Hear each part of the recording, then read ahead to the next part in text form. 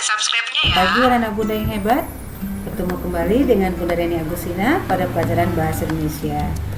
Pada pelajaran kali ini kita akan membahas teks eksposisi ya.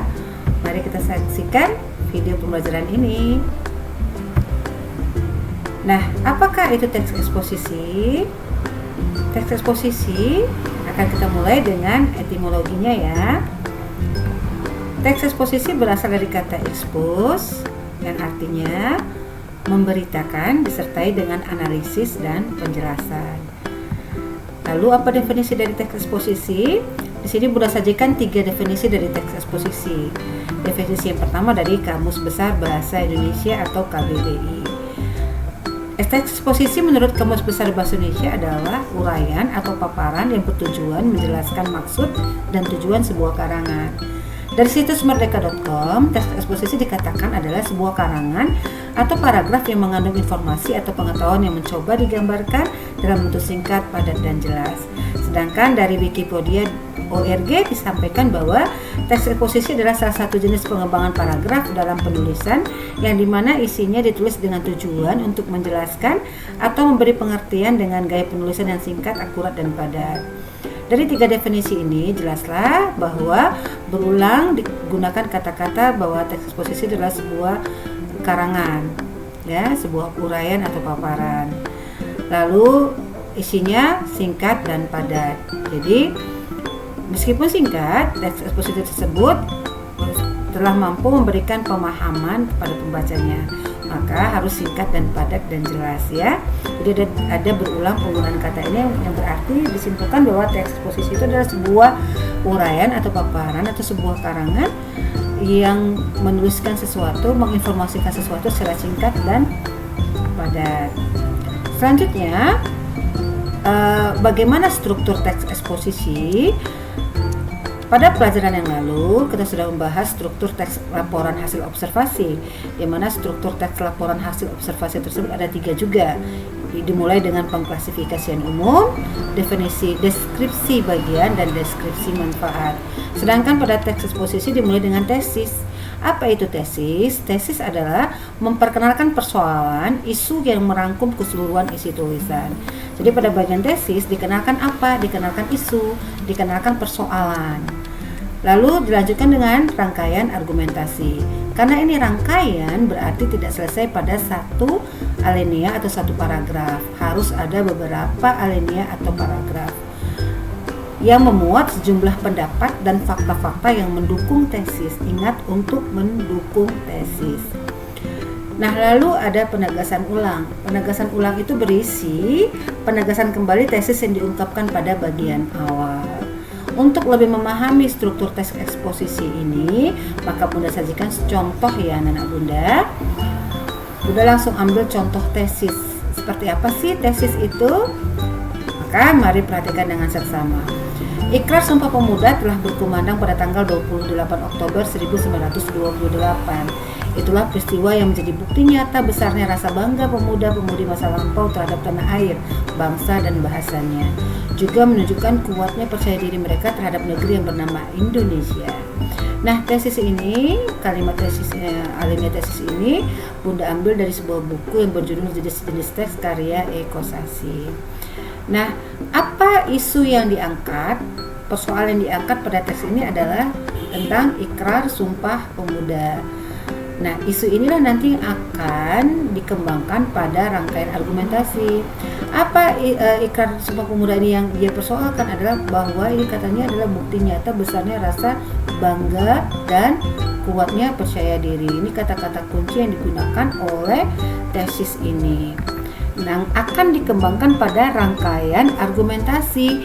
Jadi alinea atau paragraf-paragraf dari rangkaian argumen itu harus memuat penjelasan tentang tesis tadi yang menyangkut rasa bangga, rasa percaya diri. Seperti apa sih bangganya pemuda itu? Apa buktinya mereka bangga? Apa buktinya mereka percaya diri? Fakta-fakta apa yang menunjukkan hal itu? Lalu bagaimana pendapat-pendapat para ahli yang mendukung pendapat si penulis? Lalu bagaimana contoh-contoh peristiwa-peristiwa yang terjadi yang menguatkan tulisan yang dibuat oleh si penulis tersebut yang menguatkan pernyataan yang disampaikan oleh si penulis tersebut.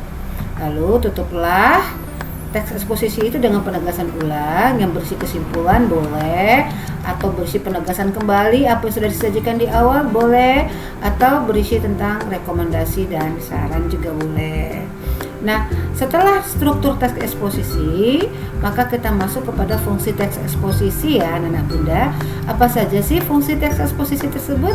Ada dua fungsinya. Yang pertama, memiliki pengetahuan dan pemahaman serta meyakini apa yang dikemukakan.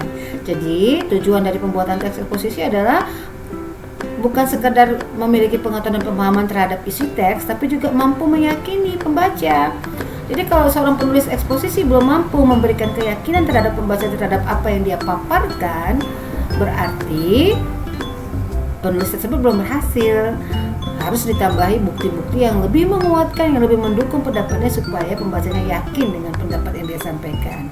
Makanya masuk pada fungsi kedua, bahwa teks eksposisi tersebut dapat menjadi pola dasar menuju teks debat. Jadi seorang pendebat itu harus memiliki pola-pola pemikiran seperti teks eksposisi, mulai dengan adanya tesis, isu, persoalannya apa, lalu bagaimana mengembangkan persoalan ini dengan fakta-fakta, bukti-bukti, alasan-alasan yang membuat isu tersebut menjadi kuat penjelasannya. Nah, kiranya anak bunda, demikian saja penyajian bunda tentang teks eksposisi. Untuk lebih menguatkan pemahaman kamu terhadap teks eksposisi, maka kamu dapat membaca buku paket halaman 51. Di sana dimulai judulnya dengan mengembangkan pendapat dalam eksposisi. Berarti eksposisi ini sebuah teks untuk mengembangkan pendapat, bisa disajikan dalam bentuk tulisan dan dalam bentuk lisan. Dalam bentuk lisan bisa berupa teks debat seperti yang bunda contohkan di Selindia tadi. Nah, pada buku ini contoh lisannya adalah pidato. Nah, perhatikan mengapa ini sebuah teks pidato. Perhatikan teksnya.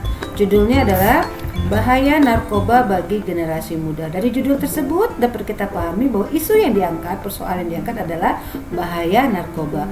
Lalu mengapa bunda katakan ini teks pidato? Karena lihatlah kalimatnya dimulai dengan kata sapaan. Kalimat pembuka salam sapaan. Assalamualaikum warahmatullahi wabarakatuh. Salam sejahtera bagi kita semua. Kemudian sapaan lagi kepada Bapak Kepala Sekolah yang saya hormati, Bapak Ibu hadirin saya hormati, dan selanjutnya. Lalu ada kata kuncinya di sini sebelum menyampaikan pidato. Maka teks ini adalah contoh teks eksposisi dalam bentuk lisan, yakni teks pidato. Nah, berikutnya ada contoh teks eksposisi yang berjudul Pembangunan dan Bencana Lingkungan. Nah, anak-anak bunda, untuk lebih memahami apa yang sudah bunda paparkan pada Selindia bunda yang tadi bunda sajikan, maka kamu dapat membaca teks ini, lalu cari tahu bagaimana tesis, rangkaian argumen yang terdapat pada teks ini. Benarkah teks ini memuat tesis, memuat rangkaian argumen yang seperti bunda sajikan tadi, dan benarkah teks ini sudah layak disebut sebagai sebuah teks eksposisi? Selamat belajar anak-anak bunda. Semoga apa yang bunda sampaikan bermanfaat buat kamu dan membuat kamu semakin paham tentang pelajaran ini. Assalamualaikum warahmatullahi wabarakatuh. Sampai jumpa lagi.